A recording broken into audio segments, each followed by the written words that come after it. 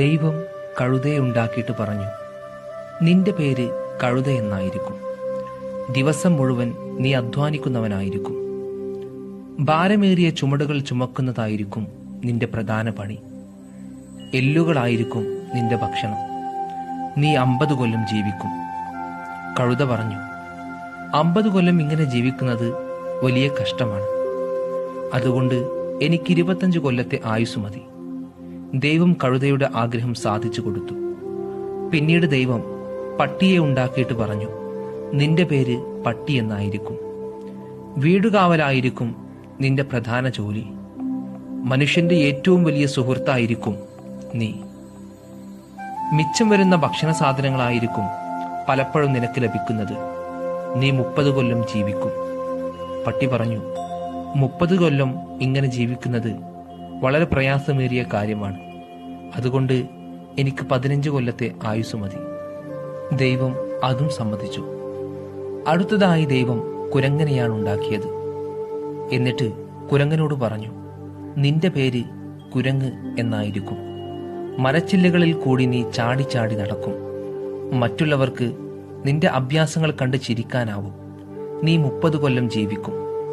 കുരങ്ങ് പറഞ്ഞു, 30 കൊല്ലം എന്നത് 15 കൊല്ലമായി ചുരുക്കിത്തരാൻ ദയവുണ്ടാവണം. ദൈവം അതും സമ്മതിച്ചു. അവസാനം ദൈവം മനുഷ്യനെ സൃഷ്ടിച്ചുകൊണ്ട് പറഞ്ഞു, നിന്റെ പേര് മനുഷ്യൻ എന്നായിരിക്കും. ഭൂമിയിലെ ഏറ്റവും ബുദ്ധിയുള്ള ജീവിയായിരിക്കും നീ. നീ എല്ലാ മൃഗങ്ങളെയും നിന്റെ ആവശ്യത്തിന് വേണ്ടി ഉപയോഗിക്കും. നീ ഭൂമിയിലെ സകല ജീവജാലങ്ങളെയും ഭരിക്കുന്നവനായിരിക്കും. അങ്ങനെ നീ 25 കൊല്ലം ജീവിക്കും. മനുഷ്യൻ പറഞ്ഞു, 25 കൊല്ലം എന്ന് പറയുന്നത് വളരെ ചെറിയ കാലയളവാണ്.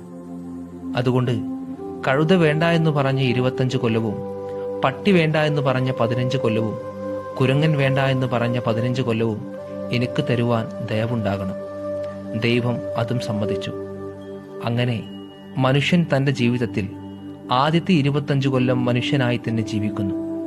പിന്നീട് കല്യാണം കഴിച്ച് ജീവിതഭാരങ്ങൾ ചുമന്ന് കഴുതയെപ്പോലെ അധ്വാനിച്ച് അടുത്ത 25 കൊല്ലം ജീവിക്കുന്നു. പിന്നീട് 15 കൊല്ലം മക്കളെ കല്യാണം കഴിപ്പിച്ചു കൊടുത്ത് പട്ടിയെപ്പോലെ വീട്ടുകാവൽക്കാരനായി കിട്ടുന്ന ഭക്ഷണത്തിൽ തൃപ്തിപ്പെട്ട് ജീവിക്കുന്നു. അവസാനത്തെ 15 കൊല്ലം കുരങ്ങൻ ഒരു മരത്തിൽ നിന്ന് ചാടി മറ്റൊരു മരത്തിൽ കയറുന്നത് പോലെ ഒരു മകന്റെ വീട്ടിൽ നിന്ന് വേറൊരു മകന്റെയോ മകളുടെയോ വീട്ടിലേക്ക് മാറിക്കൊണ്ടിരിക്കുകയും പേരക്കുട്ടികളെ രസിപ്പിക്കാനായി ഓരോ വിദ്യകളും അഭ്യാസങ്ങളും കാട്ടി കഴിച്ചു കൂട്ടുകയും ചെയ്യുന്നു.